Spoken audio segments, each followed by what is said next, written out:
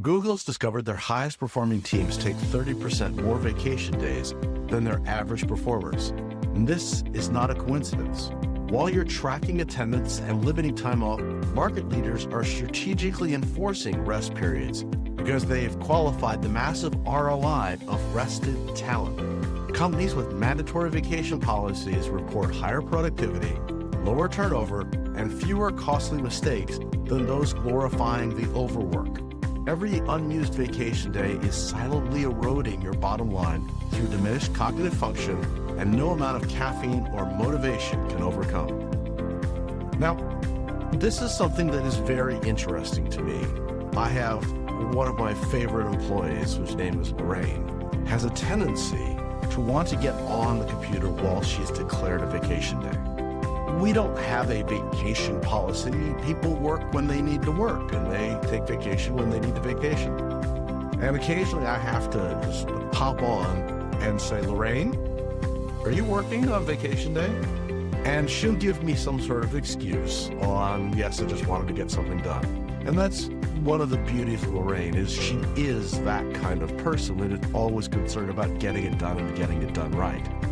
But it doesn't help her in the long run, and it certainly doesn't help me. We need vacation. We need time away.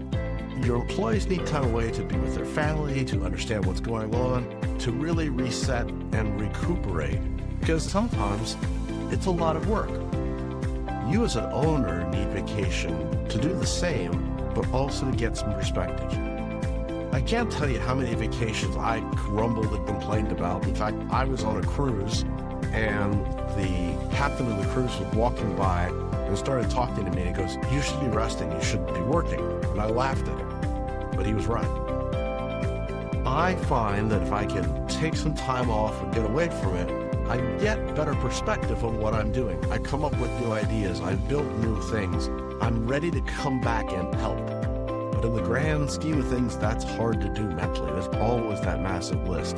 My son looked at me a couple of days ago and said, hey, you should really have a to-do list. And I showed him my 700 item to-do list. Some of those aren't going to get done in the next 4 years, and some of them aren't designed to be doing that. But in many ways, it is a problem that we all have.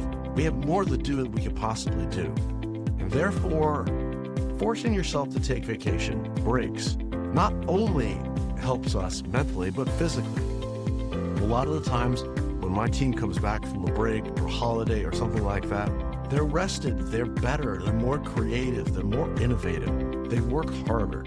And we see this throughout many companies, where if we enforce a rest and relaxation time, some people have gone to the point of having nap rooms, which for an international company, and I've worked for a couple of them, that's a great thing for flying back and forth.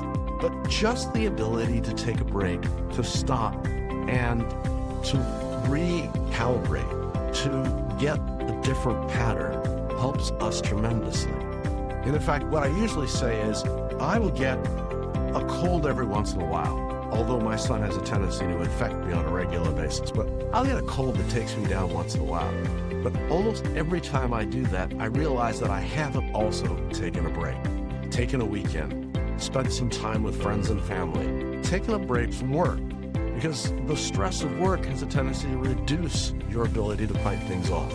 So not only is it helpful mentally and physically, but also emotionally, to be able to take that break and really understand what you're doing and recommit to it. I get the best ideas. In fact, my team hates when I go on vacation because I always come back with a massive list of things that need to be done.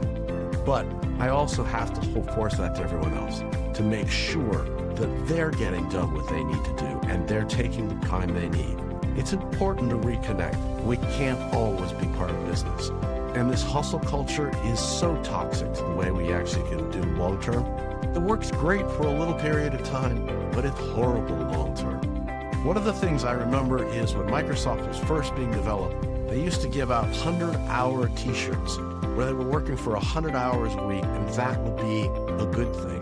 But if you look at how they survived, what their quality was in the long run, it was just a metric that wasn't helping them. So take your time, take a break, take a vacation, Do something that you enjoy, do something that is stimulating and interesting, but doesn't have to do with work. You'll be better for it. What was your favorite vacation? Put it in the notes below. I look forward to talking to you soon. Thanks for tuning into today's episode on The Strategy Session, where we take your business from stuck to unstoppable. Here's another video I think you'd enjoy. If you found these insights valuable, remember to hit the like button, subscribe to our channel, and ring the bell for notifications on our latest videos. Remember, you're not just marketing, you're making history with Venture Gained.